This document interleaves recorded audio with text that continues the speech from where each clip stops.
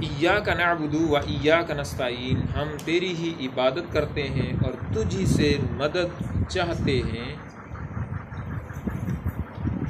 اس کے متعلق کچھ مسائل میں پچھلی ویڈیو میں عرض کر رہا تھا، اور کچھ رہ جانے والے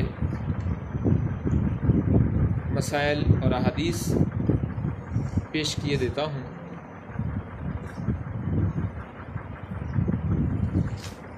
صحیح مسلم میں حضرت ابو ہریرہ رضی اللہ تعالی عنہ سے مروی ہے کہ رسول اللہ صلی اللہ تعالی علیہ وآلہ وسلم نے فرمایا، میں نے نماز کو اپنے اور بندے کے مابین نصف نصف تقسیم کر لیا ہے، ایک حصہ میرے لیے اور ایک میرے بندے کے لیے، میرے بندے کے لیے وہ کچھ جو وہ مانگے۔ جب بندہ الحمدللہ رب العالمین کہتا ہے، اللہ تعالیٰ فرماتا ہے بندے نے میری حمد بیان کی۔ جب الرحمن الرحیم کہتا ہے تو اللہ تعالیٰ فرماتا ہے میرے بندے نے میری تعریف کی۔ جب مالک یوم الدین کہتا ہے تو اللہ تعالیٰ فرماتا ہے میرے بندے نے میری بزرگی بیان کی۔ جب ایاک نعبد و ایاک نستعین کہتا ہے تو رب فرماتا ہے یہ میرے بندے کے درمیان ہے، یہ میرے اور بندے کے درمیان ہے، اور میرے بندے کے لیے وہ کچھ ہے جو وہ مانگے۔ جب اہدنا الصراط المستقیم صراط الذین انعمت علیہم غیر المغضوب علیہم ولا الضالین پر پہنچتا ہے تو اللہ تعالیٰ فرماتا ہے یہ میرے بندے کے لیے ہے اور میرے بندے کے لیے جو وہ طلب کرے۔ سبحان اللہ۔ جو پچھلی ویڈیو میں عرض کر رہا تھا وسیلے کے متعلق، امام عبداللہ بن احمد نصفی رحمۃ اللہ تعالی علیہ فرماتے ہیں عبادت کو مدد طلب کرنے سے پہلے ذکر کیا گیا ہے، ایاک نعبد و ایاک نستعین، کیونکہ حاجت طلب کرنے سے پہلے اللہ تعالیٰ کی بارگاہ میں وسیلہ پیش کرنا قبولیت کے زیادہ قریب ہے۔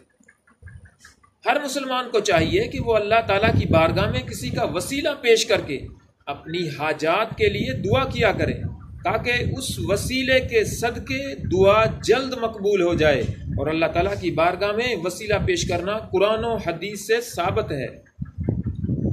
اللہ تعالیٰ ارشاد فرماتا ہے یا ایھا الذین آمنوا اتقوا اللہ وابتغوا الیہ الوسیلہ، ترجمہ کنز العرفان، اے ایمان والو اللہ سے ڈرو اور اس کی طرف وسیلہ ڈھونڈو۔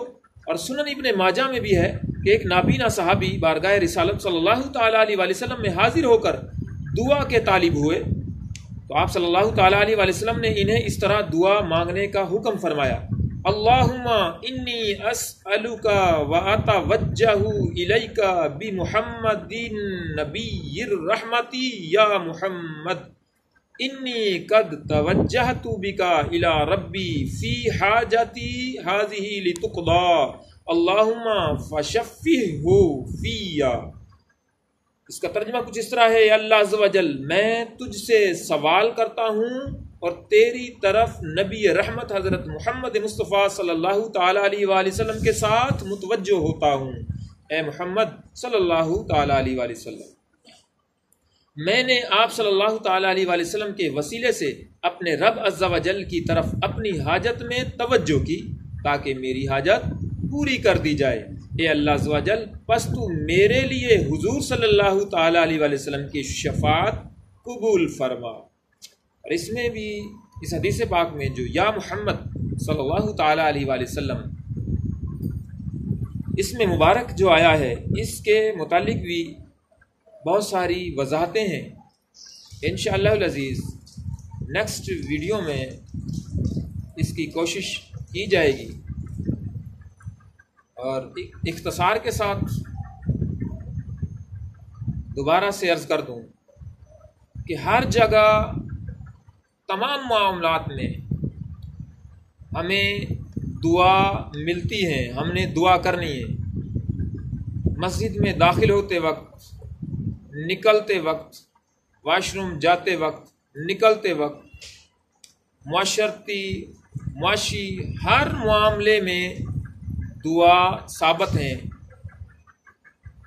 مگر جو یہاں بات سمجھائی گئی ہے وہ یہ ہے کہ اللہ تعالیٰ کی بارگاہ میں جو محبوب بندے ہیں ان کے وسیلہ سے دعا مانگنی، اللہ کے نبی اللہ کے حبیب علیہ الصلوۃ والسلام کے وسیلہ سے دعا مانگنی، تو درجہ قبولیت اعلیٰ درجے کا ہو جاتا ہے، بہت جلد دعا قبول ہو جاتی ہے۔